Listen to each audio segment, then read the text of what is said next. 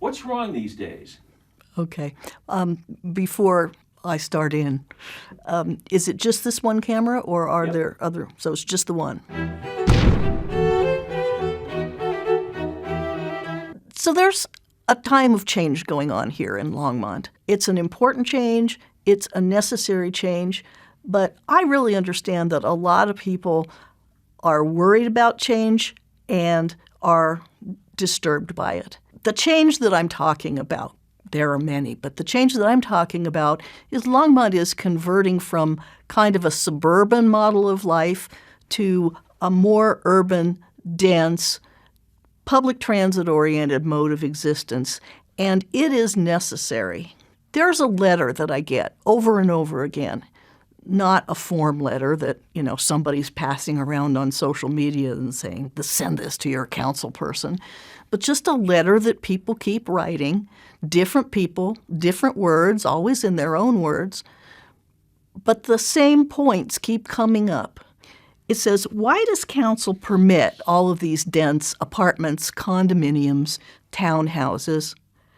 It benefits nobody but the developers. It's going to change the character of my neighborhood. There's not going to be room for all the cars. I think you council members are corrupt to be doing this. Well, it hurts my feelings to be called corrupt, because I'll tell you, if I were, I'd probably have a lot more money. But the first thing I want everybody to understand is that we're doing this for the benefit, maybe not just of you. We're doing it for the benefit of the people who live and work in Longmont, and for the local economy, and for people's well-being. For the developers, absolutely not.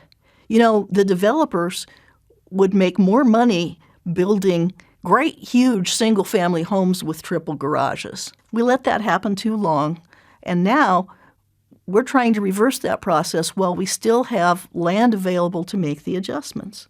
So these new high-density developments are designed to reduce vehicle ownership and vehicle miles traveled.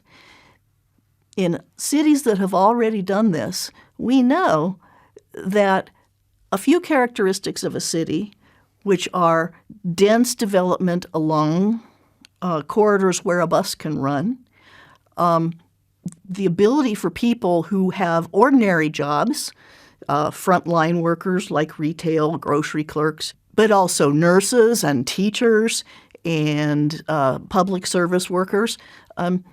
When they can afford to live in their own city, they're happier. It's like giving them a raise. They spend less on their cars. They spend more time with their families.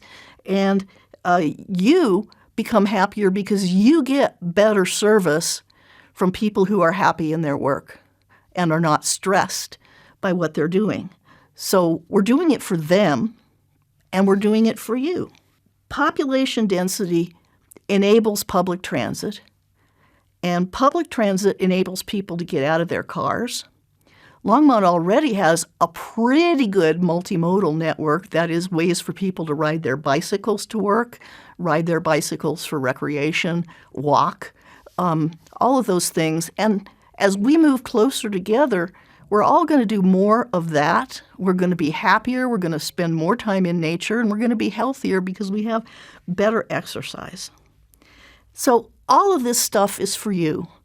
It's not for the developers. And when you see your city government working with developers, it's to make sure that we're not putting them out of business.